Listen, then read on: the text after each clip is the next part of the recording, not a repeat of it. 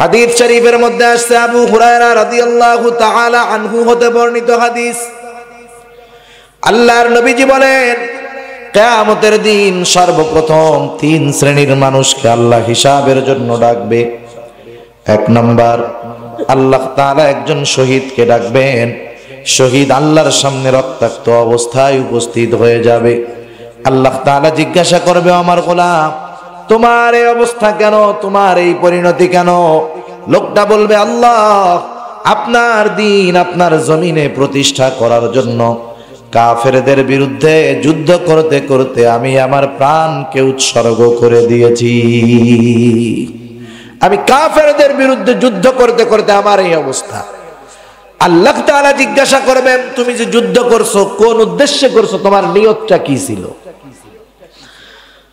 আল্লাহ রাব্বুল আলামিন জিজ্ঞাসা করবে। লোকটা বলবে, আল্লাহ, আমি যুদ্ধ করেছি, জিহাদ করেছি শুধুমাত্র আপনার সন্তুষ্টির জন্য।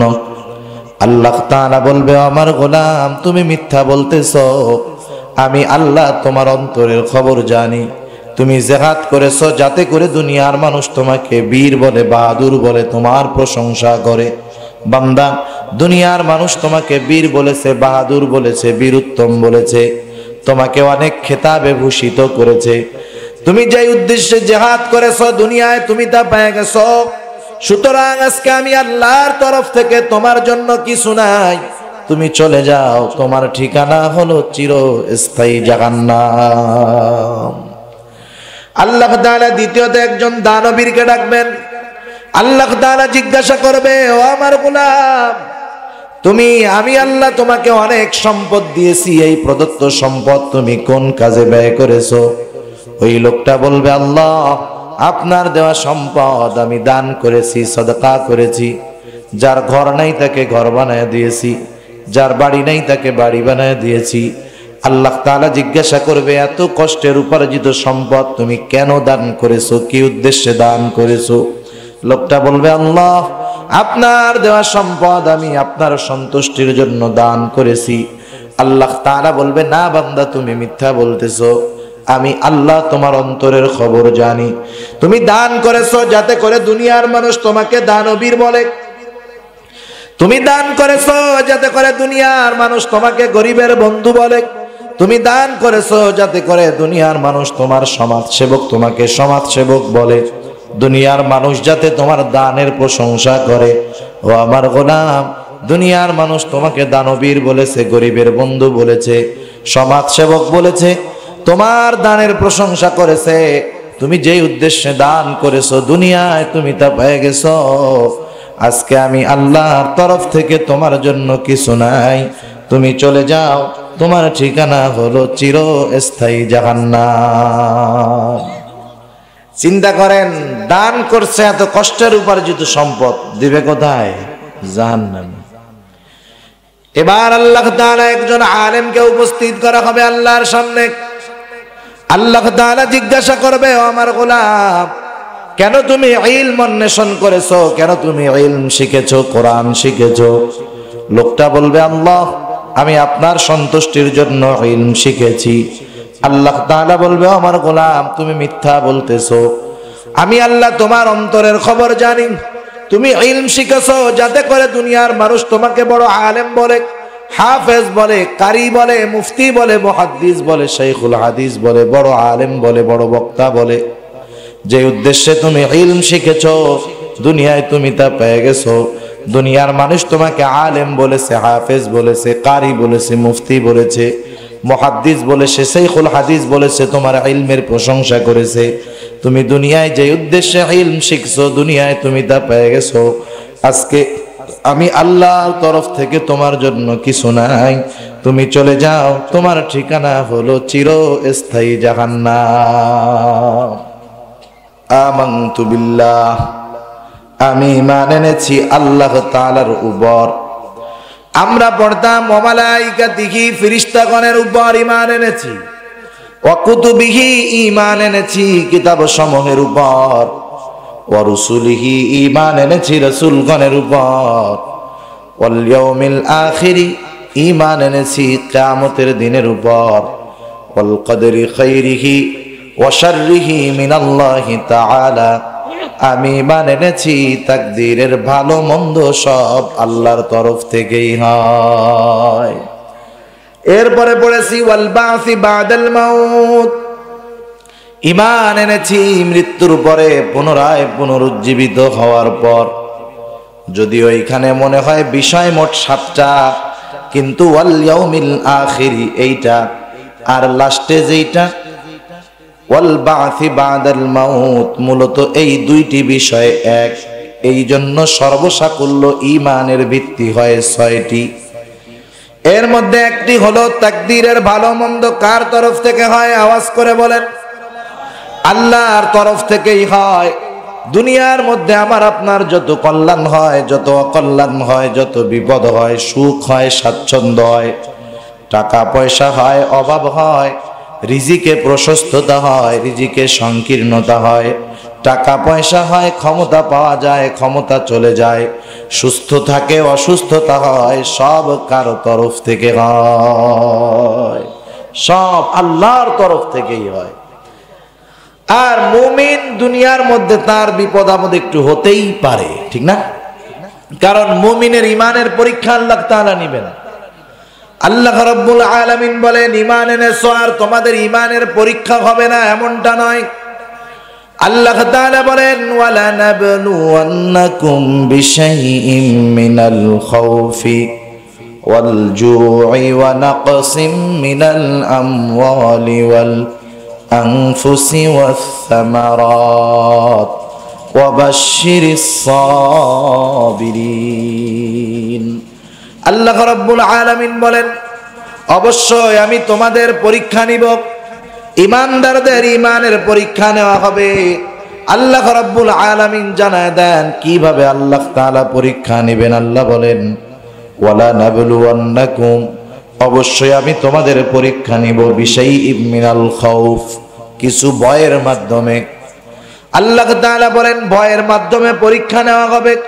ওয়াল জু', আল্লাহ তাআলা বলেন ক্ষুধার মাধ্যমে পরীক্ষা নেওয়া হবে।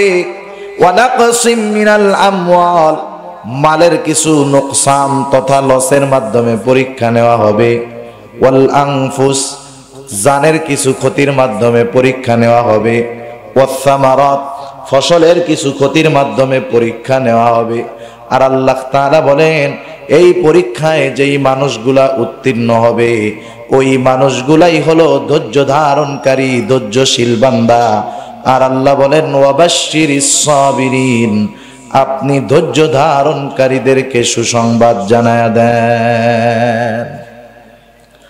তাহলে দুনিয়ার মধ্যে ঈমানদারের পরীক্ষা আসতে পারে, এটা স্বাভাবিক ব্যাপার, আসবে।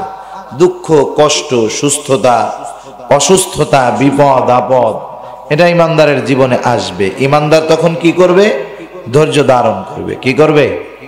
ধৈর্য ধারণ করবে। আল্লাহ রাব্বুল আলামিনও জানায় দেন, এই যে বিপদ আপদ আসলো, মুমিন এই বিপদ আপদ আসলে কি করবে? মুমিন কি করবে? মুমিনের কাজ কি হবে? বিপদ আপদ যখন মানুষের আসে অবশ্যই তার সাহায্যের প্রয়োজন হয়। দুনিয়ার মধ্যে আল্লাহ তাআলাও জানায় দিয়েছেন, মুমিন আমি আল্লাহ যখন তোমাকে বিপদ দিব, তুমি যখন বিপদে পড়বা তোমার সাহায্যের প্রয়োজন হবে। যদিও আমি আল্লাহ বিপদ দেই, আবার এই বিপদ থেকে আমি আল্লাহ উদ্ধারও করতে পারি। যিনি পরীক্ষা নেন একটা ছাত্রের, তিনি উত্তর জানেন বিধায় পরীক্ষা নিতে পারেন, ঠিক না? পরীক্ষা নেয় কে? যে জানে না সে নেয়, নাকি যিনি জানেন তিনি পরীক্ষা নেন? তিনি পরীক্ষার্থীকে যেই প্রশ্নটা করবেন সেই প্রশ্নের উত্তর ওনার জানা আছে বিধায় উনি এই প্রশ্নটা করছেন। আল্লাহ তাআলা বান্দাকে বিপদ দিয়ে পরীক্ষা নেন কেন? কারণ উনি বিপদ থেকে উদ্ধার করতে পারেন। সুবহানাল্লাহ। সেজন্য আল্লাহ তাআলা জানায় দেন, আমার গোলাম, বিপদ আপদ মুসিবত যখন তোমার কাছে আসবে সাহায্যের প্রয়োজন, কারণ আমি আল্লাহ তো তোমাকে বিপদ দেই। তোমার কাছে যখন বিপদ আসবে আল্লাহ তাআলাই বলেন তখন অন্য কোথাও তুমি সাহায্যের জন্য যাইবা না, সর্বপ্রথম তুমি আমি আল্লাহর কাছে সাহায্যের হাত বাড়ায়া দিবা। আল্লাহ রাব্বুল আলামিন বলেন ওয়াস্তাঈনু বিস-সাবরি ওয়াস-সালাহ ওয়া ইন্নাহা লাকাবীরাতুন ইল্লা আলাল খাশিঈন। আল্লাহ রাব্বুল আলামিন বলেন ওয়াস্তাঈনু, তোমরা সাহায্য চাও, বিস-সাবরি ওয়াস-সালাহ, সবর এবং সালাতের মাধ্যমে আমি আল্লাহর কাছে সাহায্য চাও। আল্লাহ তাআলা তার কাছে সাহায্য চাওয়ার প্রথম মাধ্যমের কথা বলছেন সবর, ধৈর্য ধারণের কথা প্রথম বলছেন আল্লাহ, এরপরে বলছেন সালাতের কথা। তার মানে বান্দার যখন সাহায্যের প্রয়োজন আল্লাহর কাছে সাহায্য চাইবে, আর আল্লাহ জানায় দেন আমি আল্লাহর কাছে সাহায্য চাওয়ার সর্বপ্রথম মাধ্যম যেটা, সেটার নাম হলো সবর। ধৈর্যের মাধ্যমে আমি আল্লাহর কাছে সাহায্য চাও, কারণ এই সবরের মধ্যে সব কিছু পাওয়া যায়। এই জন্য মুফাসসিরিনে কেরাম বলেন সবর বান্দা কোথায় করবে? তাফসিরে মাআরিফুল কোরআনের মধ্যে সবর কোন কোন জায়গায় বান্দা করবে মুফতি শফি রহমাতুল্লাহি আলাইহি জানায় দেন। তিনি বলেন 1 নম্বরে বান্দা সবর করবে আল্লাহর আনুগত্যের ভিতরে, ইবাদতের মধ্যে। সবরুন আলা তাআত, আল্লাহ তাআলার আনুগত্য ইবাদতের মধ্যেও সবর আছে। এই জন্য আমরা নামাজ পড়ি, রোজা রাখি, হজ করি, যাকাত দেই, এই রকম প্রত্যেকটা ইবাদতের মধ্যে আল্লাহ তাআলা সবর রেখে দিয়েছে। এখন ইবাদতের মধ্যে সবর, এটা আবার কেমনে হয়? ইবাদতের মধ্যে কোনো মানুষ যদি সবর অর্জন করতে চায় তথা তার ইবাদতকে সবরওয়ালা ইবাদত বানাতে চায়, কমপক্ষে 2টা জিনিসের দরকার। কয়টা জিনিস? কথা বুঝতেছেন আপনারা? 2টা জিনিসের প্রয়োজন। 1 নম্বরে প্রয়োজন আল্লাহ তাআলার সন্তুষ্টি। আল্লাহ তাআলার সন্তুষ্টিবিহীন কোন ইবাদতের মধ্যে কশ্চিন কালেও সবর আসতে পারে না, ঠিক কিনা বলেন? আর ইহসান আমরা মনে করি, যেটা ইহসান, সবচাইতে উত্তম ইহসান তো ইবাদতের মধ্যে থাকতে হবে। যেই ইবাদতের মধ্যে ইহসান থাকবে, আল্লাহর সন্তুষ্টি থাকবে, রাসূলের তরিকা থাকবে, সেই ইবাদত সবরওয়ালা ইবাদত হয়ে যাবে। রাসূলুল্লাহ সাল্লাল্লাহু আলাইহি ওয়াসাল্লামের কাছে জিবরাইল আমিন আসছেন মানব সুরতে। সাহাবাদেরকে দ্বীন শিক্ষা দেওয়া মূল উদ্দেশ্য। আল্লাহ রাসূল সাল্লাল্লাহু আলাইহি ওয়াসাল্লামকে অনেকগুলা প্রশ্ন করেছে জিবরাইল আলাইহিস সালাম। এর মধ্যে একটা প্রশ্ন হলো মাল ইহসান, ইহসান কাকে বলা হয়? জিবরাইল আমিন রাসূলুল্লাহ সাল্লাল্লাহু আলাইহি ওয়াসাল্লামকে প্রশ্ন করতেছে ইহসান কাকে বলে, ইহসান কি? রাসূলুল্লাহ সাল্লাল্লাহু আলাইহি ওয়াসাল্লাম বলেন ইহসান হলো আন তা'বুদাল্লাহা কাআন্নাকা তারা ফাইন লাম তাকুন তারাহু ফাইন্নাহু ইয়ারাক। ইহসান হলো আল্লাহ তাআলার ইবাদত এমন ভাবে করা যেন তুমি আল্লাহ তাআলাকে দেখতেছো, আর যদি এমন অবস্থা না হয় কমপক্ষে এটা তো বাস্তব যে আল্লাহ তাআলা আমাদেরকে দেখতেছে। আল্লাহ আমাদের দেখে না? দেখে তো। আল্লাহর দেখা আর আমাদের দেখার মধ্যে তফাৎ আছে। আল্লাহ হলেন সামিউম বাসীর, আল্লাহ তাআলা হলেন সর্বশ্রোতা, আল্লাহ হলেন সর্বদ্রষ্টা। আল্লাহ তাআলা খালি বাহিরের অবস্থা দেখেন না, আল্লাহ তাআলা আমার আপনার অন্তরের গহীন কোণে কোন কথা লুকায় আছে, যেটা আমার জবানে নাই, সেটা জানেন কে? আল্লাহ তাআলা জানেন। আল্লাহ তাআলা বলেন নবীকে আপনি বলেন কুল ইন তুখফু মা ফি সুদুরিকুম আও তুবদুহু ইয়ালামুল্লাহ। নবীকে আপনি বলেন তোমরা কোনটা লুকাও, কোনটা গোপন করো, কোনটা প্রকাশ করো, কেউ জানে না, কিন্তু আল্লাহ তাআলা সব কিছু জানে। এই জন্য একটা মানুষ যখন আল্লাহর সামনে ইবাদতের জন্য, নামাজের জন্য দাঁড়াবে, আল্লাহ তাআলাকে দেখতেছে, তার অবস্থা এমন হবে, এই অবস্থার যদি সৃষ্টি না হয় কমপক্ষে আল্লাহ তাআলা তাকে দেখতেছে, এর মধ্যে দাঁড়ায়া যাবে। যে কোনো ইবাদত করবে যে আমি যেই ইবাদত করতেছি আমার আল্লাহ শুধুমাত্র আমার বাহিরের অবস্থা দেখেন তা নয়, আল্লাহ তাআলা আমার অন্তরের পূর্ণাঙ্গ খবর রাখেন যে আমি আমার এই ইবাদতগুলা কার জন্য করতেছি। আল্লাহ রব্বুল আলামিন সব কিছুই জানে। কারণ যেই ইবাদতের মধ্যে ইখলাস পাওয়া যায়, আল্লাহর সন্তুষ্টি পাওয়া যায়, রাসূলের তরিকা পাওয়া যায়, ওই ইবাদত সবরওয়ালা ইবাদত হয়। আর যদি ইবাদতের মধ্যে এই কয়েকটা গুণ না থাকে, সেই ইবাদত যত বিশাল ইবাদত হোক না কেন আল্লাহর কাছে কবুল হবে না। আল্লাহ তাআলা কোরআনুল কারীমের এক জায়গায় বলেন, আমি হায়াত মউতকে সৃষ্টি করেছি পরীক্ষা করতে চাই যে কার ইবাদত কত সুন্দর, কার আমল কত সুন্দর। আল্লাহ তাআলা বলেন, আল্লাযী খালাকাল মাউতা ওয়াল হায়াতা লিয়াবলুয়াকুম আইয়ুকুম আহসানু আমালা। আল্লাহ রাব্বুল আলামিন বলেন, আমি মউত এবং হায়াতকে সৃষ্টি করেছি লিয়াবলুয়াকুম, তোমাদের পরীক্ষা নেওয়ার জন্য, আইয়ুকুম আহসানু আমালা, তোমাদের মধ্যে কার আমলটা কত সুন্দর। আমরা তো মনে করি দুনিয়ার মধ্যে যেটা আমার চোখে দেখতে ভালো সেটাই সুন্দর, কিন্তু আল্লাহ তাআলার কাছে দেখতে যেটা সুন্দর মূলত সেটা সুন্দর নয়। আল্লাহ তাআলার কাছে সুন্দর হলো এটা যার অন্তর, যার ইখলাস যত সুন্দর, আল্লাহ তাআলার কাছে তার আমলটা তত সুন্দর। কারণ আল্লাহ তাআলা বান্দার অন্তরের অবস্থার আলোকে বিচার করবেন, হিসাব নেবেন। রাসূলুল্লাহ সাল্লাল্লাহু আলাইহি ওয়াসাল্লাম বলেন, ইন্নাল্লাহা লা ইয়ানজুরু ইলা সুওয়ারিকুম ওয়ালাকিন ইয়ানজুরু ইলা কুলুবিকুম ওয়া নিয়াতিকুম। আল্লাহর নবী বলেন, আল্লাহ তাআলা তোমাদের সূরত দেখেন না, তোমাদের চেহারা দেখেন না, কে কত সুন্দর আল্লাহ তাআলা এটা দেখেন না। ওয়ালাকিন ইয়ানজুরু ইলা কুলুবিকুম ওয়া নিয়াতিকুম, আল্লাহ তাআলা দেখেন কার অন্তর কেমন, কার নিয়তটা কত সুন্দর। এজন্য কিয়ামতের দিন অনেক বড় বড় আমল করনেওয়ালা ইখলাস শূন্য হওয়ার কারণে তার আমল আল্লাহর কাছে কবুল হবে না। হাদিস শরীফের মধ্যে আসছে, আবু হুরায়রা রাদিয়াল্লাহু তাআলা আনহু হতে বর্ণিত হাদিস, আল্লাহর নবীজি বলেন, কিয়ামতের দিন সর্বপ্রথম তিন শ্রেণীর মানুষকে আল্লাহ হিসাবের জন্য ডাকবে। এক নাম্বার, আল্লাহ তাআলা একজন শহীদকে ডাকবেন। শহীদ আল্লাহর সামনে রক্তাক্ত অবস্থায় উপস্থিত হয়ে যাবে।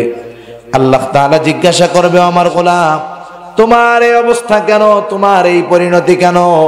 লোকটা বলবে, আল্লাহ আপনার দ্বীন আপনার জমিনে প্রতিষ্ঠা করার জন্য কাফেরদের বিরুদ্ধে যুদ্ধ করতে করতে আমি আমার প্রাণকে উৎসর্গ করে দিয়েছি। আমি কাফেরদের বিরুদ্ধে যুদ্ধ করতে করতে আমার এই অবস্থা। আল্লাহ তাআলা জিজ্ঞাসা করবেন, তুমি যে যুদ্ধ করছো কোন উদ্দেশ্যে করছো, তোমার নিয়তটা কি ছিল? আল্লাহ রাব্বুল আলামিন জিজ্ঞাসা করবে, লোকটা বলবে, আল্লাহ আমি যুদ্ধ করেছি, জিহাদ করেছি শুধুমাত্র আপনার সন্তুষ্টির জন্য। আল্লাহ তাআলা বলবে, আমার গোলাম তুমি মিথ্যা বলতেছো, আমি আল্লাহ তোমার অন্তরের খবর জানি। তুমি জিহাদ করেছো যাতে করে দুনিয়ার মানুষ তোমাকে বীর বলে, বাহাদুর বলে, তোমার প্রশংসা করে। বান্দা, দুনিয়ার মানুষ তোমাকে বীর বলেছে, বাহাদুর বলেছে, বীরুত্তম বলেছে, তোমাকে অনেক খেতাবে ভূষিত করেছে। তুমি যে উদ্দেশ্যে জিহাদ করেছো দুনিয়ায় তুমি তা পেয়ে গেছো। সুতরাং আজকে আমি আল্লাহর তরফ থেকে তোমার জন্য কিছু নাই, তুমি চলে যাও, তোমার ঠিকানা হলো চিরস্থায়ী জাহান্নাম। আল্লাহ তাআলা দ্বিতীয়ত একজন দানবীরকে ডাকবেন। আল্লাহ তাআলা জিজ্ঞাসা করবে, ও আমার গোলাম আমি আল্লাহ তোমাকে অনেক সম্পদ দিয়েছি, এই প্রদত্ত সম্পদ তুমি কোন কাজে ব্যয় করেছো? ওই লোকটা বলবে, আল্লাহ আপনার দেওয়া সম্পদ আমি দান করেছি, সদকা করেছি। যার ঘর নাই তাকে ঘর বানায় দিয়েছি, যার বাড়ি নাই তাকে বাড়ি বানায় দিয়েছি। আল্লাহ তাআলা জিজ্ঞাসা করবে, এত কষ্টের উপার্জিত সম্পদ তুমি কেন দান করেছো, কি উদ্দেশ্যে দান করেছো? লোকটা বলবে, আল্লাহ আপনার দেওয়া সম্পদ আমি আপনার সন্তুষ্টির জন্য দান করেছি। আল্লাহ তাআলা বলবে, না বান্দা তুমি মিথ্যা বলতেছো। আমি আল্লাহ তোমার অন্তরের খবর জানি। তুমি দান করেছো যাতে করে দুনিয়ার মানুষ তোমাকে দানবীর বলে, তুমি দান করেছো যাতে করে দুনিয়ার মানুষ তোমাকে গরিবের বন্ধু বলে, তুমি দান করেছো যাতে করে দুনিয়ার মানুষ তোমার সমাজসেবক, তোমাকে সমাজসেবক বলে, দুনিয়ার মানুষ যাতে তোমার দানের প্রশংসা করে। ও আমার গোলাম, দুনিয়ার মানুষ তোমাকে দানবীর বলেছে, গরিবের বন্ধু বলেছে, সমাজসেবক বলেছে, তোমার দানের প্রশংসা করেছে। তুমি যেই উদ্দেশ্যে দান করেছো দুনিয়ায় তুমি তা পেয়ে গেছো। আজকে আমি আল্লাহর তরফ থেকে তোমার জন্য কিছু নাই, তুমি চলে যাও, তোমার ঠিকানা হলো চিরস্থায়ী জাহান্নাম। সুবহানাল্লাহ কইতেছেন, কোন নাউজুবিল্লাহ, বুঝা শুনা কই জাহান্নামে দিব, কয় সুবহানাল্লাহ, কাম সারছি। চিন্তা করেন, দান করছে এত কষ্টের উপার্জিত সম্পদ, দিবে কোথায়? জাহান্নামে। এবার আল্লাহ তাআলা একজন আলেমকে উপস্থিত করা হবে আল্লাহর সামনে। আল্লাহ তাআলা জিজ্ঞাসা করবে, ও আমার গোলাম, কেন তুমি ইলম অন্বেষণ করেছো, কেন তুমি ইলম শিখেছো, কোরআন শিখেছো? লোকটা বলবে, আল্লাহ, আমি আপনার সন্তুষ্টির জন্য ইলম শিখেছি। আল্লাহ তাআলা বলবে, ও আমার গোলাম, তুমি মিথ্যা বলতেছো, আমি আল্লাহ তোমার অন্তরের খবর জানি। তুমি ইলম শিখেছো যাতে করে দুনিয়ার মানুষ তোমাকে বড় আলেম বলে, হাফেজ বলে, কারি বলে, মুফতি বলে, মুহাদ্দিস বলে, শাইখুল হাদিস বলে, বড় আলেম বলে, বড় বক্তা বলে। যে উদ্দেশ্যে তুমি ইলম শিখেছো দুনিয়ায় তুমি তা পেয়ে গেছো। দুনিয়ার মানুষ তোমাকে আলেম বলেছে, হাফেজ বলেছে, কারি বলেছে, মুফতি বলেছে, মুহাদ্দিস বলেছে, শাইখুল হাদিস বলেছে, তোমার ইলমের প্রশংসা করেছে। তুমি দুনিয়ায় যে উদ্দেশ্যে ইলম শিখছো দুনিয়ায় তুমি তা পেয়ে গেছো। আজকে আমি আল্লাহর তরফ থেকে তোমার জন্য কিছু নাই, তুমি চলে যাও, তোমার ঠিকানা হলো চিরস্থায়ী জাহান্নাম। এমন বড় বড় ইবাদত করার পরেও আল্লাহর কাছে ইবাদতগুলা কবুল না হওয়ার কারণ হলো ইখলাস নাই, ঠিক কিনা বলেন? আমরা মনে করি অনেক আমল আল্লাহ পছন্দ করেন, না না। অথচ রাসূলুল্লাহ সাল্লাল্লাহু আলাইহি ওয়াসাল্লাম বলেন, আখলিস দীনাক ইয়াকফিকাল আমালুল কলিল। তোমার ঈমান খাঁটি করো তথা তোমার ইখলাসকে পরিশুদ্ধ করো, অল্প আমল নাজাতের জন্য যথেষ্ট হয়ে যাবে। তাহলে যেই আমল তথা যেই ইবাদতের মধ্যে ইখলাস, ওই ইবাদতটাই আল্লাহর কাছে সুন্দর ইবাদত। কিয়ামতের দিন আল্লাহর সামনে সব আমল উপস্থিত করা হবে, সব আমল, মানুষ যত আমল করে আল্লাহ তাআলা শুধুমাত্র সেই সমস্ত আমলগুলা কবুল করবেন যেই আমলগুলা আল্লাহর সন্তুষ্টির জন্যই করা হয়েছে। বাকিগুলাকে আল্লাহ তাআলা ধ্বংস করে দিবেন। যেমন যখন কেউ ব্যাংকের মধ্যে টাকার বান্ডিল নিয়ে যায়, 1000 টাকার একটা বান্ডিল, 1 লক্ষ টাকা, এর মধ্যে 10টা আছে জাল টাকা। মেশিনে যখন দিবে, বলেন তো মেশিন কি এই জাল টাকা শনাক্ত করতে পারবে? সুন্দর মতো একবার গোনা দিয়েই বের করে দিবে যে তোমার এই 1000 টাকার বান্ডিলের 100টার মধ্যে 10টাই জাল। এরকম যদি কেউ ব্যাংকে নিয়ে যায়, ব্যাংক কর্তৃপক্ষ কি করবে? 1 নম্বরে ওর টাকাগুলাকে পোড়ায় ফেলবে বা ছিঁড়ে ফেলবে। 2 নম্বরে এই ধরনের বাটপারি কেন করতে গেল, এই জন্য পুলিশে ধরায় দিবে, জেল কাটতে হবে, জাল টাকা বহন করার মামলা হয়ে যাবে। তাহলে দেখেন, আপনি নিয়ে গেছেন টাকা, আপনার তো আরো অনেক টাকা ওর মধ্যে আছে, 90,000 আছে, ওটা ধরবে না, 10,000 টাকা জাল। এজন্য টাকাগুলা বাতিল, শাস্তি হিসাবে জেলখানা, ঠিক কিনা বলেন? অনুরূপ ভাবে কিয়ামতের ময়দানে আল্লাহর সামনে বান্দার সব আমল হাজির করা হবে। আল্লাহ তাআলা বলেন, ওয়াকাদিমনা ইলা মা আমিলু মিন আমালিন ফাজআলনাহু হাবাআম মানসুরা। আল্লাহ তাআলার সামনে বান্দার কৃত সব আমলকে হাজির করা হবে, যেই আমলগুলা আল্লাহর সন্তুষ্টির জন্য ইখলাসওয়ালা তথা সবরওয়ালা ইবাদত হিসাবে পরিগণিত হবে, ওইগুলাকে আল্লাহ কবুল করবে। বাকি সব আমলগুলাকে আল্লাহ রব্বুল আলামিন আল হাবাউল মানসুরে পরিণত করে দিবে। নিশ্চিহ্ন ধূলিকণায় পরিণত করে দেওয়া হবে, যার কোনো অস্তিত্বই নাই, নিশ্চিহ্ন করে দেওয়া হবে। শুধু তাই না, এই ব্যাংকওয়ালা যেমন জাল নোট পাওয়ার পরে নোট আগে পুড়াইছে, এরপরে শাস্তি দিছে, অনুরূপ ভাবে আমল বাতিল করা হবে।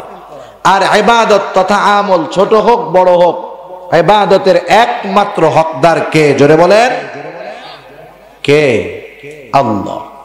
ছোট হোক আর বড় হোক, সেই ইবাদত যদি আল্লাহ ছাড়া কারো উদ্দেশ্য করা হয়, তাহলে এটা হবে রিয়া, শিরক, লৌকিকতা। ইবাদত আল্লাহর করছে আর একজনের সন্তুষ্টির জন্য, এটা অপরাধ না? আমল বাতিল, অপরাধের কারণে শাস্তি হবে জাহান্নাম। সেজন্য ইবাদত হতে হবে সবরওয়ালা ইবাদত। আর সবরওয়ালা ইবাদত হলো সেইটা যার মধ্যে ইখলাস পাওয়া যায়, রাসূলের তরিকা পাওয়া যায়। আর ইবাদত কোরআন হাদিস দেখে দেখে সরাসরি শেখা যায় না। সবরওয়ালা ইবাদত যদি শিখতে হয়, হাতে কলমে প্র্যাকটিক্যাল ভাবে শিখতে হয়। অনেক সময় ডাক্তাররা যখন এমবিবিএস পাশ করে, পড়ালেখা শেষ, পরীক্ষা দিয়া রেজাল্ট পাইয়া এমবিবিএস একবারে সারা বাংলাদেশের মধ্যে 1 নম্বর, ও যদি গর্বের সাথে বলে যে আমি যে আকারে লেখাপড়া করছি, আমার আর ইন্টার্নি করা লাগবে না, আমি আগামী দিন থেকেই রাজেন্দ্রপুর বাজারে একটা চেম্বার খুলে বসবো। একটু সচেতন মানুষ সে যদি জানে এই ডাক্তার যদিও এমবিবিএস পাস, কিন্তু ওর প্র্যাকটিক্যাল কোনো অভিজ্ঞতা নাই, ইন্টার্নি করে নাই, তাহলে ওই ডাক্তারের কাছে জ্বর হইলেও কেউ যাবে না, ভয় না জানি কি উল্টাপাল্টা দিয়ে আমার অবস্থা খারাপ বানায় ফেলে। সেজন্য এমবিবিএস কমপ্লিট করার পরে একটা মেডিকেল স্টুডেন্ট প্রায় 1 বছর, 2 বছর, 3-4 বছরও একজন অভিজ্ঞ ডাক্তারের শরণাপন্ন হয়ে এই কয় বছর লেখাপড়া কলমের মাধ্যমে, দেখার মাধ্যমে, পড়ার মাধ্যমে যা শিখছে, এগুলার প্র্যাকটিক্যাল প্রয়োগ তার 2-3 বছরের ইন্টার্নিতে যখন কমপ্লিট হয়, যেই ডাক্তারের অধীনে সেই ইন্টার্নি করে, মানে প্র্যাকটিক্যাল ভাবে শিখে, সেই ডাক্তার যখন বলে যে হ্যাঁ তুমি যা পড়েছো, যা লিখেছো, এখন তুমি সেটা হাতে কলমে পারো, এখন থেকে তুমি রোগী দেখতে পারবা। এর আগে কোন ডাক্তার এমবিবিএস পাস করেই সে ডাক্তারি চেম্বারে বসে রোগী দেখা শুরু করে না। অনুরূপ ভাবে কোরআন এবং হাদিস এটা পড়লেই সরাসরি সেখান থেকে ইবাদত পাওয়া যায় না, ইবাদত করা যায় না। এর জন্য যারা কোরআন হাদিসে অতীতে অভিজ্ঞ, তাদের শরণাপন্ন হয়ে ইবাদত প্র্যাকটিক্যাল ভাবে শিখতে হয়। ঠিক কিনা বলে? একজন লোককে যদি কোরআন হাদিস সামনে দিয়ে বলা হয় যে তুমি এই কোরআন এবং হাদিসের মধ্য থেকে একবারে ফজর থেকে নিয়া এশা পর্যন্ত যত নামাজ আছে, পদ্ধতি আছে, দোয়া দুরুদ আছে, সব কিছু বাইর কইরা আনো, বাংলাদেশের শ্রেষ্ঠ শ্রেষ্ঠ আলেমদেরকে দিলেও তারা ধরা পড়ে যাবে। ঠিক কিনা বলে? সেজন্য ইবাদত দেখে শিখতে হয়, এটা রাসূলের কথা। যেমন কোরআনুল কারীমের মধ্যে নামাজের কথা আছে 82 জায়গায়। কয় জায়গায়? 82 জায়গায়। এখন যদি কোনো মানুষকে বলা হয়, বড় কোনো আলেমকে যদি বলা হয় আপনার উপরে দায়িত্ব হলো, যেহেতু নামাজের আদেশ আছে কোরআনুল কারীমের মধ্যে, আপনি শুধুমাত্র কোরআন থেকে আপনি নামাজের পদ্ধতিগুলা বের করবেন, যেই পদ্ধতিতে আমরা ফজরের 2 রাকাত নামাজ পড়ে থাকি। রাসূলের জীবন আদর্শের দিকে যাবেন না, সাহাবায়ে কেরামের জীবন আদর্শের দিকে যাবেন না, সুন্নাহ হাদিসের দ্বারের কাছেও যাবেন না। কিয়ামত পর্যন্ত যদি ওই লোকগুলাকে হায়াত দেওয়া হয়, আমরা যেই পদ্ধতিতে ফজরের 2 রাকাত নামাজ পড়ি, শুধুমাত্র কোরআনুল কারীম থেকে এই 2 রাকাত নামাজের পদ্ধতি সে বের করতে পারবে না।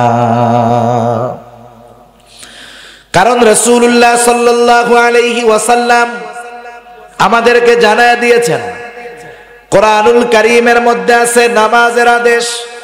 এখন এই নামাজ কোথার থেকে শিখতে হবে? আল্লাহর রাসূল সাল্লাল্লাহু আলাইহি ওয়াসাল্লাম বলেন, সল্লু কামা রাআইতুমুনি উসাল্লি।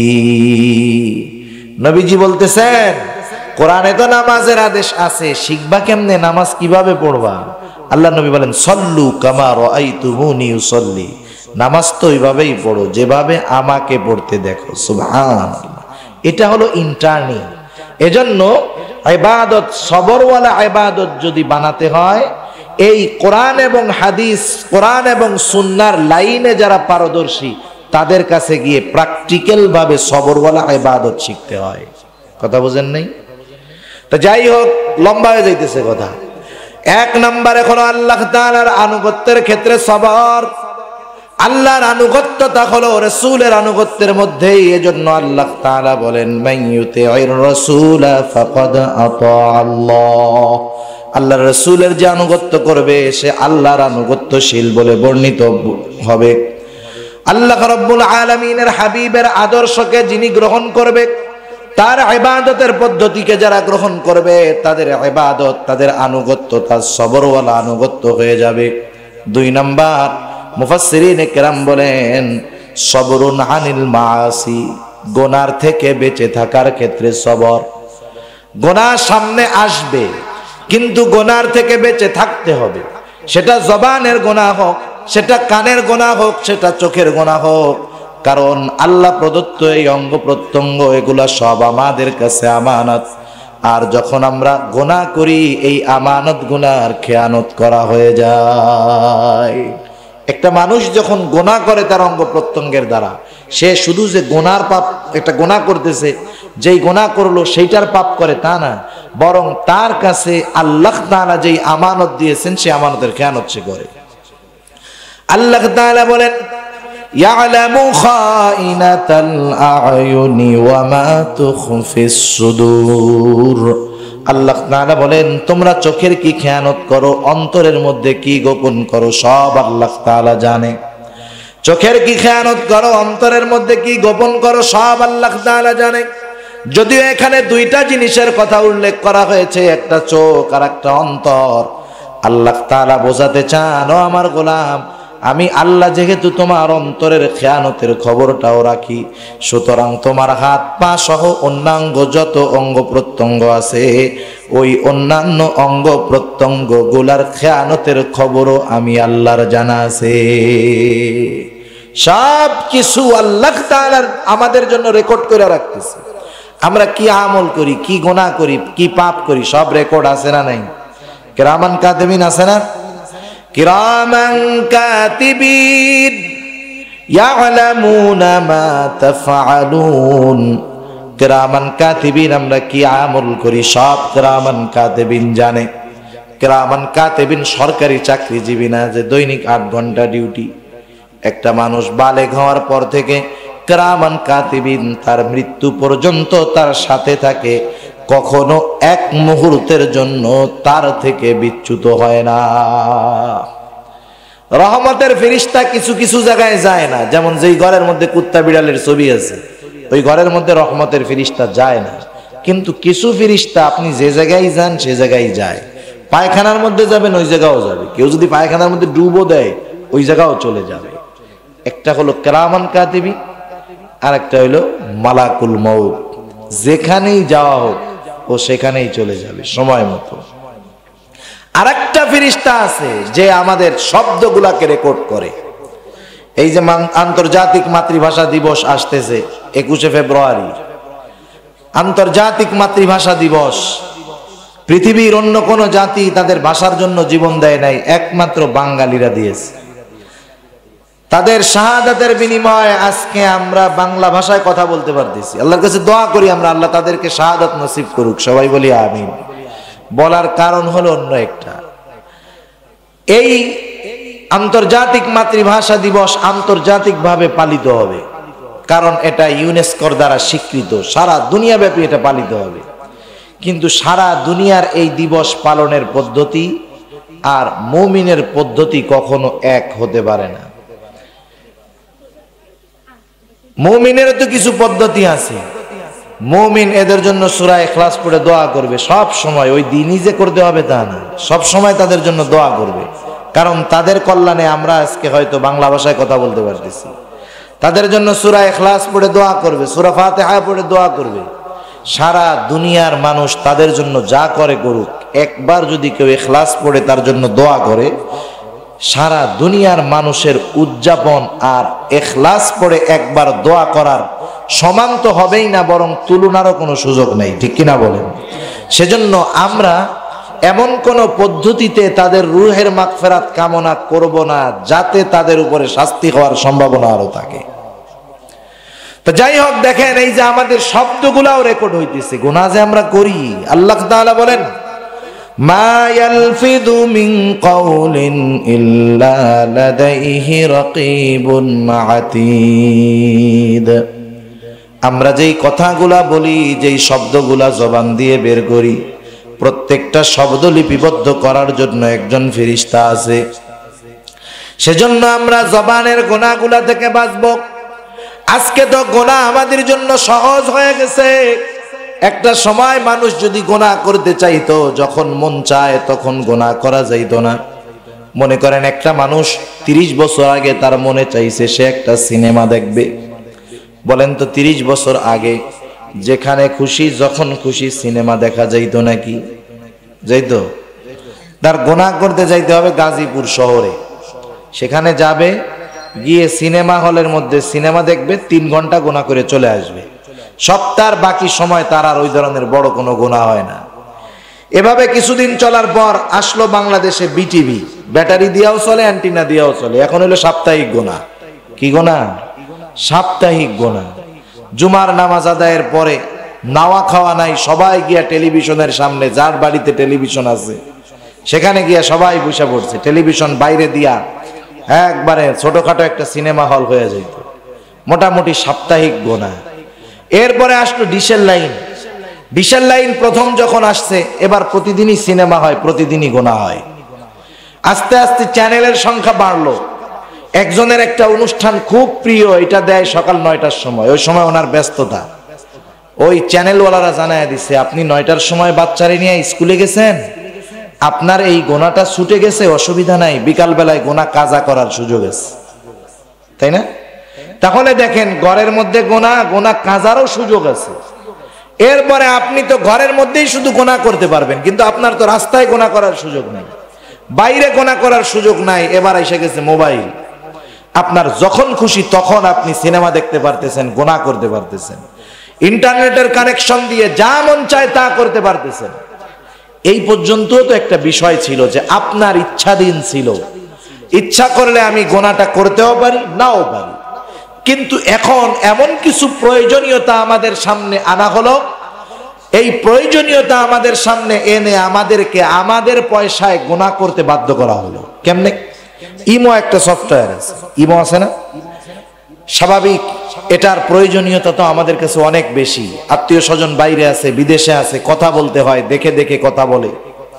আপনি ইমো অন করতেছেন, সাথে সাথে সুন্দর মতো সামনে নাচানাচি শুরু হয়ে গেছে, গান শুরু হয়ে গেছে। আবার অপশন কি, আপনি কিন্তু এটা কাটতে পারবেন না, আপনাকে এটা দেখতেই হবে। এখন আপনি বললেন যে হুজুর এটার সাউন্ড আমি কমাই দেই, মোবাইল সরায় রাখি, আমি দেখিও না শুনিও না, বুঝলাম, কিন্তু আপনার টাকায় গোনাটা কিন্তু ঠিকই ঘটায় ছাড়তেছে, ঠিক কিনা? আপনি ইউটিউবের মধ্যে ঢুকছেন ওয়াজ শোনার জন্য, বক্তা সাহেব জান্নাত জাহান্নামের বয়ান করতেছে, আপনার হৃদয় গলে যাচ্ছে, চোখে অশ্রু আসতেছে, হঠাৎ করে ওয়াজ বন্ধ, লাইকি অ্যাড একটা চলে আসছে, একবারে নাচানাচি গান শুরু হয়ে গেছে। আপনি ইচ্ছা করলেই বন্ধ করতে পারতেছেন না। তাহলে দেখেন, আমার পয়সা ব্যয় করে আমাকে দিয়ে গোনা করাইতেছে, এটা কিন্তু চিন্তার বিষয়। সেই গোনা আমি বন্ধ করতে পারতেছি না, তাহলে অবস্থাটা কোথায়? চিন্তা করেন, গোনা কোন পর্যায়ে চলে গেছে। এই জন্য গোনার থেকে বেঁচে থাকা, গোনার থেকে বিরত থাকা, এটা অতীব জরুরি। যখন আমার গোনার চিন্তা আসবে, আমি এই চিন্তা করব, আমার মন, আমি যখন গোনা করতে চাই তখন এই চিন্তাটা আমার মধ্যে আনবো। বলেন তো, যেই লোকটা ধর্ষক, যেই লোকটা মিথ্যাবাদী, গাঁজাখোর, নেশাখোর, এই লোকটা যদি তার বাবা সামনে থাকে, বলেন তো সে নেশা করবে নাকি? নেশা করবে? কথা বুঝেন আপনারা? কথা একটু জবাব দেন না, আমার কথা বলতে তেমনি কষ্ট হইতেছে। আপনারা একটু জবাব না দিলে আর একটু ঝামেলা হবে, অল্প সময়, বেশি সময় আর করবো না। তাহলে মা বাবার সামনে, মায়ের সামনে, আত্মীয় স্বজনের সামনে কেউ গুনাহ করে না, কারণ গুনাহ করার সময় সে চিন্তা করে আমি পাপটা করতেছি, আমার বাপ দেখে ফেলবে, আমার মা দেখবে, আমার ভাই দেখবে, মা দেখবে, ভাই দেখবে, বাবা দেখবে। এই কারণে আমরা গুনাহ থেকে বেঁচে থাকি। নেশাখোর নেশা করে না, ইফটিজিং করে না, বাটপারগুলো বাটপারি করে না, কিন্তু মা বাবার দৃষ্টিশক্তি বেশি নাকি আল্লাহর দৃষ্টি বেশি? অথচ এই মা বাবা রাতের আধারে দেখবে না, চোখ বন্ধ করলে দেখবে না, তাদের পেছনে দেখবে না। আর আমি আপনি যখন যেথায় থাকি না কেন, যত আধার হোক না কেন, যত আলো হোক না কেন, যত নিকটে হোক না কেন, যত দূরে হোক না কেন, সব সময় আল্লাহ তাআলা আমাকে আপনাকে দেখেন তো দেখেন। কিরামান কাতিবিন সর্বদা আমাদের সাথে থাকে, আর একজন ফেরেশতা আমার কথাগুলা রেকর্ড করে। এই অন্তরের মধ্যে যদি আমি এই বিশ্বাসটা দৃঢ়ভাবে স্থাপন করতে পারতাম যে আমি যেখানে যাই, যখন যাই, সব সময় দুইজন ফেরেশতা আছে, আল্লাহ দেখে আর একজন কথাগুলা লেখে, তাহলে আমার কথার মাধ্যমে গুনাহ হতো না, কর্মের মাধ্যমেও আমার গুনাহ হতো না। এই চিন্তাটা আমার মধ্যে গুনার থেকে সবর আনতে পারে। 3 নাম্বার হলো বিপদ আপদ মুসিবতের ক্ষেত্রে সবর। আল্লাহ রাব্বুল আলামিন সেই কথা তো আগেই বললাম, আল্লাহ তাআলা ইমানদের থেকে বলেন, হে ইমানদারেরা, ইয়া আইয়ুহাল্লাযীনা আমানুস্তাঈনু বিস-সাবরি ওয়াস-সালাহ। আল্লাহ তাআলা বলেন, হে ইমানদারেরা, তোমরা আমি আল্লাহর কাছে সাহায্য চাও বিস-সাবরি ওয়াস-সালাহ, সবর এবং সালাতের মাধ্যমে। যেই মানুষগুলা বিপদে পড়ার পর এই দুইটা জিনিসের পথে, এই দুইটা জিনিসের উপরে থাকে, আল্লাহ তাআলা বলেন এই মানুষগুলা হলো সাবিরিন বান্দা। আর আল্লাহ বলেন ইন্নাল্লাহা মা'আস সাবিরিন, যারা ধৈর্য ধারণকারী তাদের সাথে থাকেন কে? আল্লাহ। যার সাথে থাকে তার কোনো ভয় থাকে? তার কোনো চিন্তা থাকে? যত বড় বিপদ আসুক আল্লাহ তাআলা ওইখান থেকে বাঁচায় দেয়। কিন্তু আমাদের পরিস্থিতি কি? আমরা যখন বিপদে পড়ি তখন আল্লাহর উপরে ভরসা করি, চরম বিপদে যখন পড়ি আল্লাহ তাআলাকে একাগ্রতার সাথে, একনিষ্ঠতার সাথে ডাকি, কিন্তু যখন বিপদটা চলে যায় আমরা আল্লাহ তাআলাকে ভুলে যাই। এটা আমাদের একটা খাসলাত। আল্লাহ তাআলা বলেন, فَإِذَا رَكِبُوا فِي الْفُلْكِ دَعَوُا اللَّهَ مُخْلِصِينَ لَهُ الدِّينَ فَلَمَّا نَجَّاهُمْ إِلَى الْبَرِّ إِذَا هُمْ يُشْرِكُونَ। আল্লাহ তাআলা বলেন, মানুষ যখন নৌ ভ্রমণে বের হয়, নৌকার মধ্যে আরোহণ করে, অথই সমুদ্রের মধ্যে যখন প্রচন্ড ঝড় উঠে যায়, বিশাল জলোচ্ছ্বাসের মধ্যে, ঝড়ের মধ্যে নৌকাগুলা, বড় বড় জাহাজগুলা কুচুরি পানার মতো ঢেউ খাইতে থাকে, ভাসতে থাকে, তখন ওই সমস্ত জাহাজের মধ্যে, নৌকার মধ্যে যেই সমস্ত আরোহণকারীরা থাকে, আল্লাহ বলেন দাউল্লাহা মুখলিসিনা লাহুদ্দিন।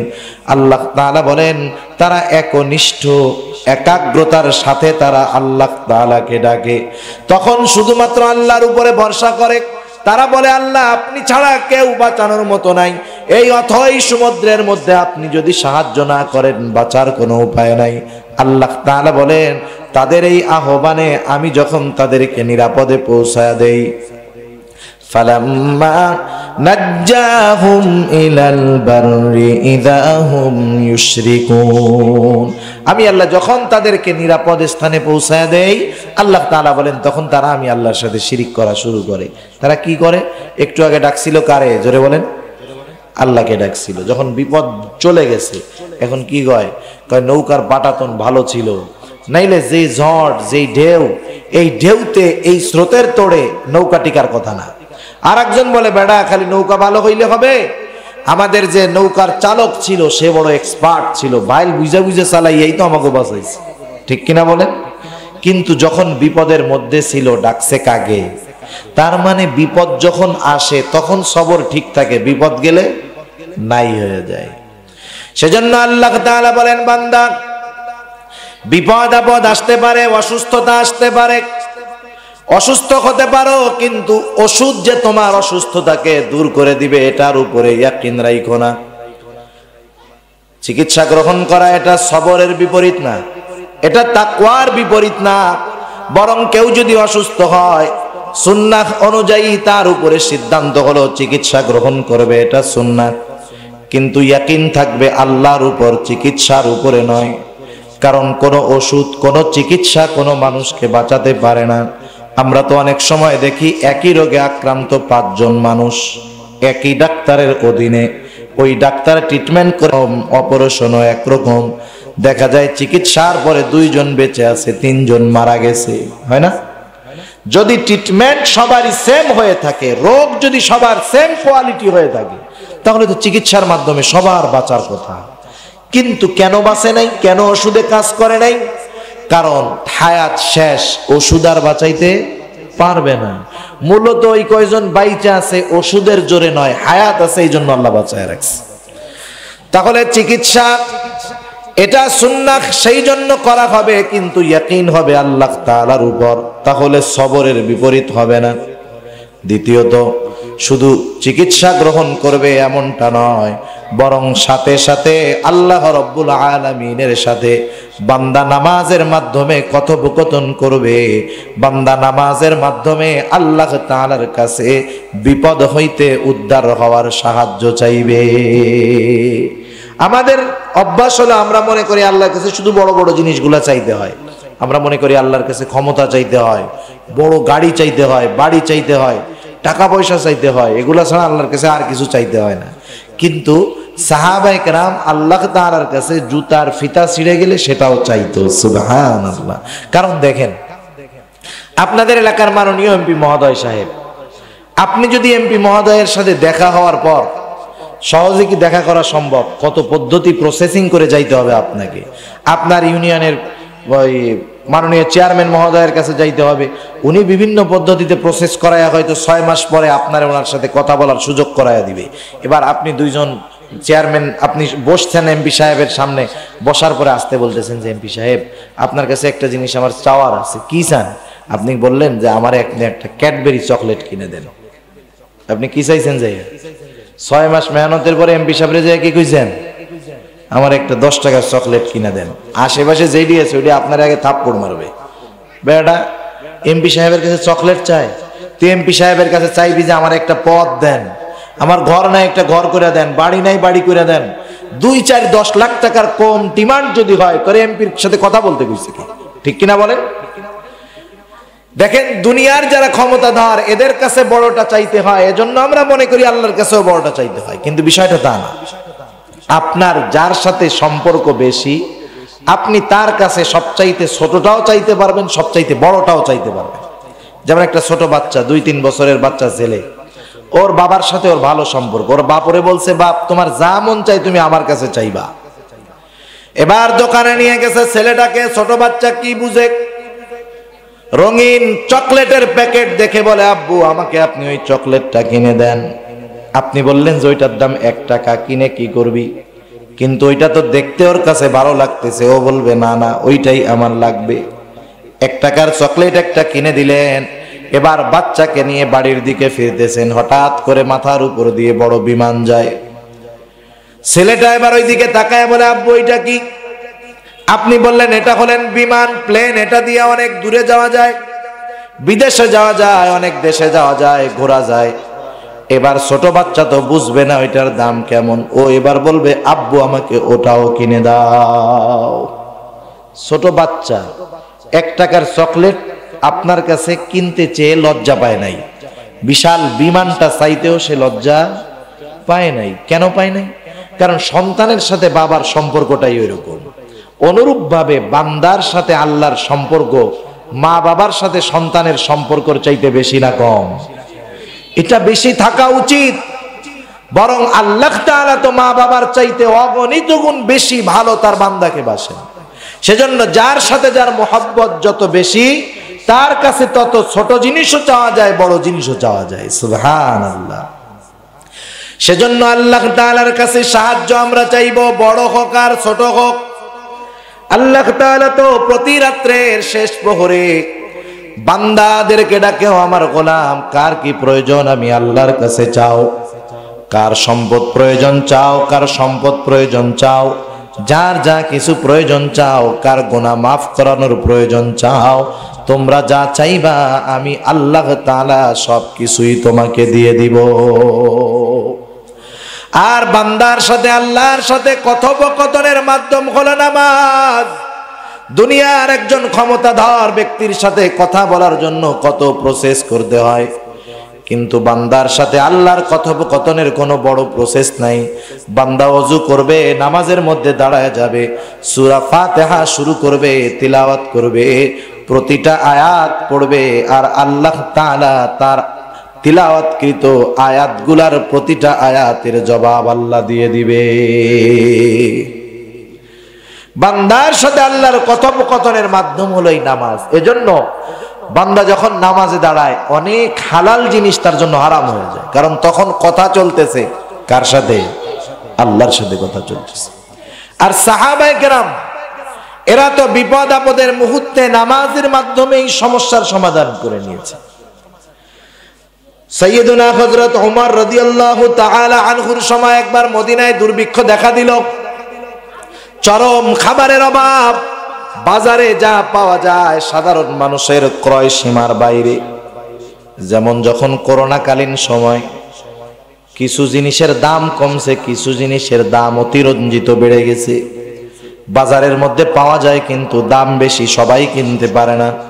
হযরত ওমর রাদিয়াল্লাহু তাআলা আনহু চিন্তিত হয়ে গেছে যে হায়রে, আমি তো তাদের খাদেম, আমার এই অবস্থায় যদি কোনো মানুষ খাবারের অভাবে মারা যায়, আল্লাহ তাআলা যদি জিজ্ঞাসা করে কিয়ামতের দিন আল্লাহ তাআলার কাছে আমি কি জবাব দিব? হযরত ওমর রাদিয়াল্লাহু তাআলা আনহু চিন্তায় পড়ে গেলেন। গভীর রাত পর্যন্ত বিশিষ্ট সাহাবীদেরকে নিয়ে বসে পরামর্শ করলেন, আগামী দিন সকালবেলায় কয়েকটা দলে বিভক্ত হয়ে মানুষ বিভিন্ন এলাকা থেকে খাদ্যশস্য আনতে যাবে। খাদ্যশস্যের অভাব, বাজারে যা আছে দাম বেশি। একটা গ্রুপকে পাঠানো হবে ইয়েমেন, আর একটা গ্রুপ যাবে ইরাক, আর এক গ্রুপ যাবে সিরিয়া। উদ্দেশ্য হলো খাদ্যশস্য কিনে আনা হবে বাজারের চাহিদা পূরণের লক্ষ্যে। হযরত ওমর রাদিয়াল্লাহু তাআলা আনহু গভীর রাত পর্যন্ত সব কিছুর ব্যবস্থাপনা করে ঘরে ফিরে আসলেন। আসার পরে পায়চারি করতেছেন, চোখের মধ্যে ঘুম নাই, টেনশনে আছেন, চিন্তায় আছে। হঠাৎ করে সুবহে সাদিকের পূর্ব মুহূর্তে ওনার চোখের মধ্যে জিমুনি জিমুনি ভাব।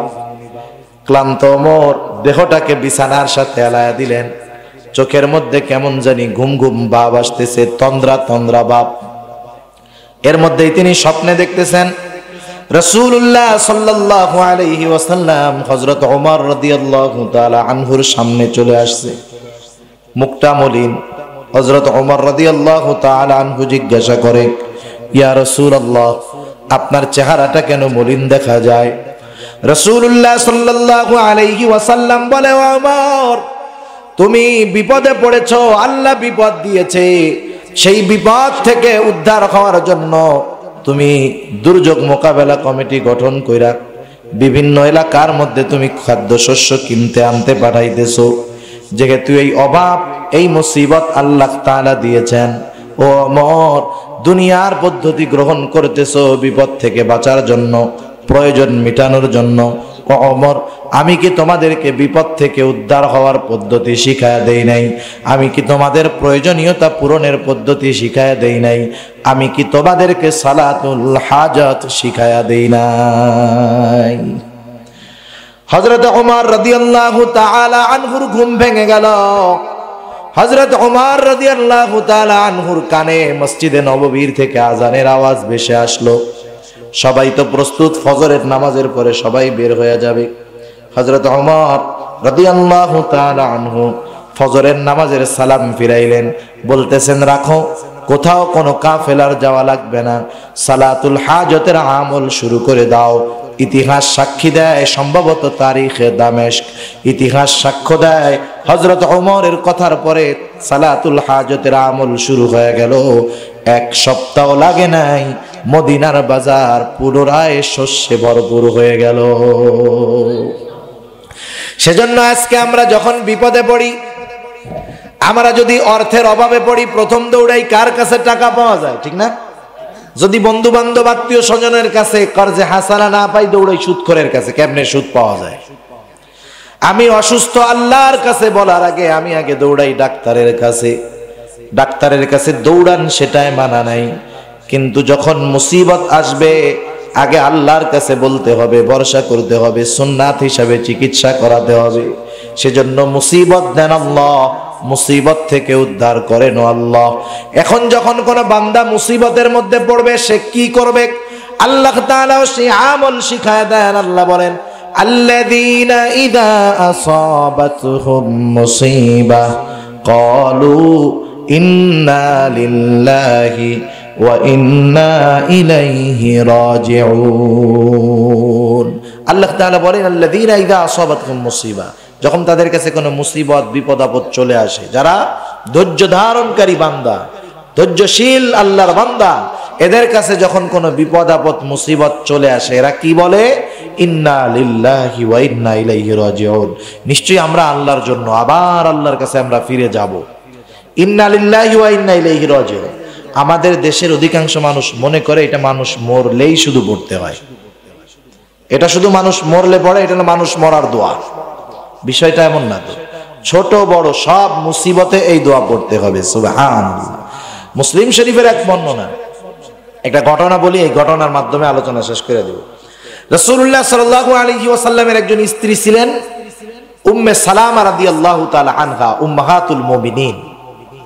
ওনার স্বামীর নাম ছিল আবু সালামা। স্বামী স্ত্রীর মধ্যে অনেক ভালো মহব্বত সম্পর্ক। সাহাবারা আল্লাহ রাসূল সাল্লাল্লাহু আলাইহি ওয়াসাল্লামের দরবারে গিয়ে যা কিছু শিখতেন, বাড়িতে এসে আবার স্ত্রীদেরকে সেই কথাগুলো ওনারা জানায় দিতেন। একদিন আবু সালামা আল্লাহর নবীর দরবার থেকে আসছে, আসার পরে এসেই বলতেছে, উম্মে সালামা, আজকে রাসূলুল্লাহ সাল্লাল্লাহু আলাইহি ওয়াসাল্লামের কাছ থেকে একটা দোয়া শিখে আসছে। এই দোয়াটা যে পড়বে, কোন বিপদে যখন কেউ এই দোয়া পড়বে, সে আল্লাহর কাছে এই দোয়াটা পড়ার কারণে যা আল্লাহ তার থেকে নিবে, আল্লাহ তাআলা এই দোয়ার বরকতে তার চাইতে ভালোটা, উত্তমটা তাকে ফেরত দিবে। সুবহানাল্লাহ। আবু সালামা আয়েশা শিখায় দিচ্ছে, উম্মে সালামা, রাসূলুল্লাহ সাল্লাল্লাহু আলাইহি ওয়াসাল্লাম বলেছেন, তোমরা যখন কেউ বিপদে পড়বা তখন পড়বা ইন্না লিল্লাহি ওয়া ইন্না ইলাইহি রাজিউন। এরপরে পড়বা আল্লাহুম্মা আজুরনি ফি মুসিবাতি ওয়া আখলুফ লি খায়রাম মিনহা। এই দোয়াটা যারা পরিপূর্ণ পড়বে, আল্লাহ রব্বুল আলামিন বিপদের মাধ্যমে সে যা কিছু হারাবে তার চাইতে উত্তমটা আল্লাহ তাকে দান করবে। উম্মে সালামা রাদিয়াল্লাহু তাআলা আনহা বলেন, আমি এটা মনে রাখছি, উহুদের জিহাদ শুরু হয়ে গেল। আবু সালামা উহুদের যুদ্ধে অংশগ্রহণ করলেন। এক বর্ণনায় আসছে উহুদের যুদ্ধে আবু সালামা শাহাদাত বরণ করেন, আর এক বর্ণনায় আসছে উহুদের যুদ্ধে তিনি আহত হয়েছেন, পরবর্তীতে তিনি মারা গেছেন। যাই হোক, এবার আবু সালামা দুনিয়া থেকে বিদায় নিয়ে গেল। উম্মে সালামা দোয়া পড়লেন, ইন্না লিল্লাহি ওয়া ইন্না ইলাইহি রাজিউন। আল্লাহুম্মা আজুরনি ফি মুসিবাতি ওয়া আখলুফ লি খায়রাম মিনহা। আবু সালামা মারা গেছে দুনিয়া থেকে। উম্মে সালামা দোয়া করতেছে, আল্লাহ আপনি আমাকে এই মুসিবত থেকে উদ্ধার করেন, আর এই বিপদের মাধ্যমে আমি যা কিছু হারাইলাম তার চাইতে উত্তমটা আমাকে দান করেন। উম্মে সালামা রাদিয়াল্লাহু তাআলা আনহা বলেন, আমি চিন্তা করতেছিলাম, আমার স্বামী আবু সালামা আমার কাছে ছিলেন আমার জন্য সবচাইতে দামি একটা নেয়ামত, কিন্তু তার পরিবর্তে আল্লাহ তাআলা আমাকে কি দিতে পারেন এটা আমি চিন্তাও করতে পারতেছিলাম না। আবার আবু সালামা যখন মারা গেল, উম্মে সালামার গর্ভে তখন একটা সন্তান। কিছুদিন পরে আমার সন্তানটা দুনিয়ায় ভূমিষ্ঠ হলো। এর আগে আরো 2টা সন্তান আমার আছে, সর্বমোট 3টা সন্তান। আমার কোনো নিকট আত্মীয়, ধনওয়ালা সম্পদওয়ালা আত্মীয় আমার ছিল না। আবার আবু সালামারও কোনো আত্মীয় স্বজন ছিল না। আমি চরম টেনশন পেরেশানের মধ্যে পড়ে গেলাম। আমার জীবন যাপন করা খুব দুরূহ ব্যাপার হয়ে গেল। আমি অভাবের মুখোমুখি হয়ে গেলাম। আমার এই অবস্থাটা দেখে হযরত আবু বকর সিদ্দিক রাদিয়াল্লাহু তাআলা আনহু আমাকে বিবাহের প্রস্তাব দিলেন। আমি বিভিন্ন কারণ দেখে তার প্রস্তাব ফিরাইয়া দিলাম। এরপরে হযরত ওমর রাদিয়াল্লাহু তাআলা আনহু প্রস্তাব দিলেন, আমি বিভিন্ন কারণ দেখায় তার প্রস্তাবও ফিরাইয়া দিলাম। ইতিমধ্যে আমার কষ্ট আরো বাড়তেছে, পরিবারের অভাব বাড়তেছে। একদিন দুপুর বেলায় আমি জাতা দিয়া আটা পিষতেছিলাম, গম পিষে আটা বের করতেছিলাম। হঠাৎ আমি খেয়াল করলাম আমার বাড়ির দিকে রাসূলুল্লাহ সাল্লাল্লাহু আলাইহি ওয়াসাল্লাম আসতেছেন। আমি বুঝতে পারলাম তিনি আমার বাড়ির দিকে আসতেছেন। আমি তাকে ঘরের মধ্যে বসার ব্যবস্থা করে দিলাম। আল্লাহর রাসূল সাল্লাল্লাহু আলাইহি ওয়াসাল্লাম আমার খবরাখবর জানতে চাইলেন। আমি আমার অবস্থা তার সামনে পেশ করলাম। আল্লাহর নবী একটা সময় আমাকে বিবাহের প্রস্তাব দিলেন। আল্লাহর নবী বিবাহের প্রস্তাব দিলেন। আমি রাসূলুল্লাহ সাল্লাল্লাহু আলাইহি ওয়াসাল্লামের প্রস্তাব গ্রহণ করতে ভয় পাইতেছিলাম, আবার তার প্রস্তাব ফিরায়া দেওয়াটাও আদবের খেলাফ মনে করতেছিলাম। আমার মধ্যে একটা অভ্যাস ছিল, আমি ছিলাম অতি লাজুক। আমি আল্লাহর নবীকে বললাম, ইয়া রাসূলুল্লাহ, আমার মধ্যে অতি লাজুক স্বভাব রয়েছে, হয়তো আমার অতি লাজুকতা আপনার কষ্টের কোনো কারণ হয়ে যেতে পারে। তার মানে আমি না বলি নাই ঠিক, কিন্তু আমি বিবাহের প্রস্তাবটা আমার অপারগতাটা বোঝাইতে চেষ্টা করতেছিলাম। আল্লাহর নবী বলেন, এই লাজুকতা এটা ঠিক হয়ে যাবে। এবার দ্বিতীয়তে আল্লাহর নবী আবার প্রস্তাব দিলেন। আমি তখন বললাম, ইয়া রাসূলুল্লাহ, আমার তো অনেক বয়স হয়ে গেছে, বাকি জীবন এভাবেই চলে যাবে।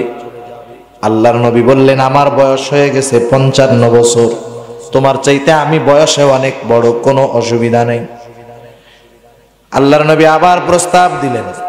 এবার আমি বললাম, ইয়া রাসূলুল্লাহ, আমার ঘরে 3টা সন্তান আছে, আবু সালামার 3টা সন্তান, এদের কোনো নিকট আত্মীয় নাই। আমার যদি বিবাহ হয়ে যায়, এদের দেখাশোনা কে করবে? আল্লাহর নবী বলেন, উম্মে সালামা, তুমি চিন্তা করো না, তোমার সন্তানগুলার সব দায়িত্ব আমি রাসূল নিয়ে নিলাম। এখন আর বিবাহের প্রস্তাব ফিরায় দেওয়ার উপায় নাই। আল্লাহর নবী বললেন, তোমার যত অপারগতা আছে, যত অসুবিধা আছে, আল্লাহ সব দূর করে দিবে। আল্লাহর নবীর সাথে আমার বিবাহ হয়ে গেল।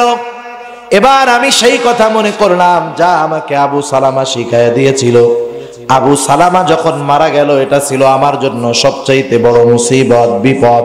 কিন্তু আমি ইয়াকিনের সাথে আল্লাহর কাছে বলেছি, আল্লাহুম্মা আজুরনি ফি মুসিবাতি ওয়া আখলুফ লি খায়রাম মিনহা। বিপদের সময় আল্লাহর কাছে দোয়া করেছি, আল্লাহ কবুল করেছে।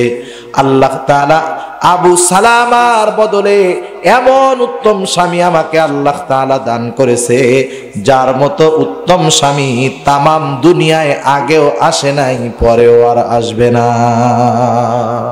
সেজন্য মুসিবতে আমাদের সবর করতে হবে, হতাশ হয়ে গুনার পথে চলে যাওয়া যাবে না।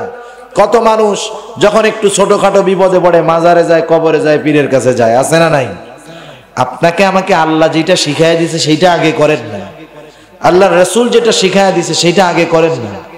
তাহলে এগুলা করলেই মুসিবতের মধ্যে সবর ধারণ করা হবে। আর আল্লাহ বলেন, যেই মানুষগুলা সাবিরিন বান্দা হয়, তাদের সাথে আমি আল্লাহ আছি। সুবহানাল্লাহ। বিপদ যত বড় হোক, আল্লাহ যদি সাথে থাকে, কোনো ভয় আছে?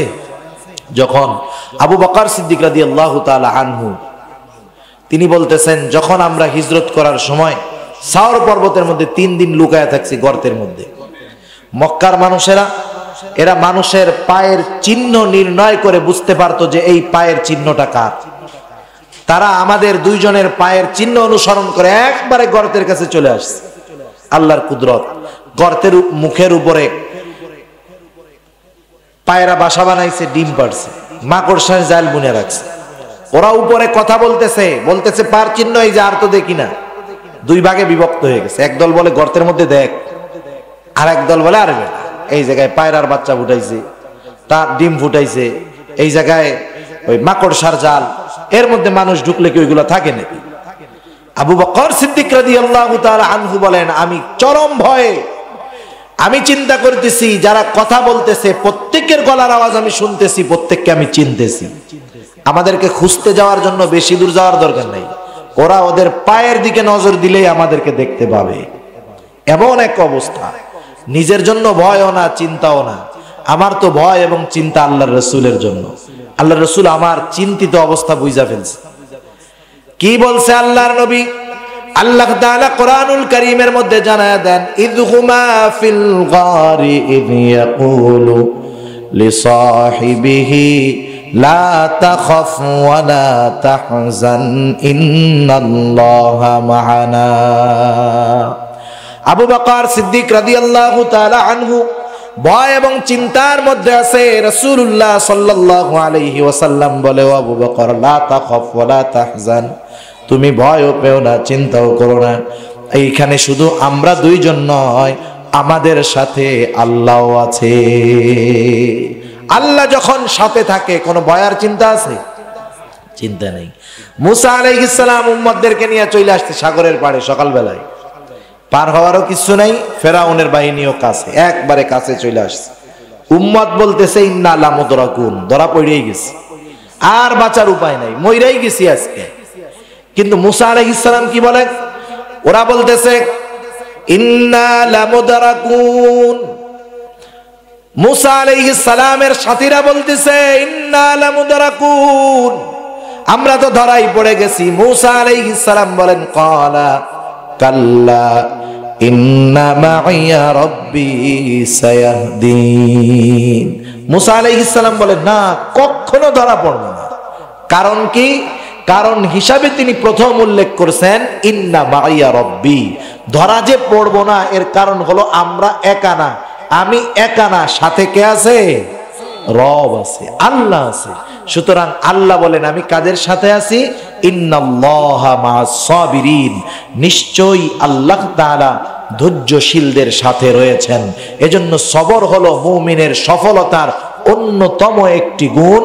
আল্লাহ তাআলা আমাদেরকে সাবিরিন বান্দাদের তালিকায় নাম লেখানোর তৌফিক দান করুক। সবাই বলি আমিন।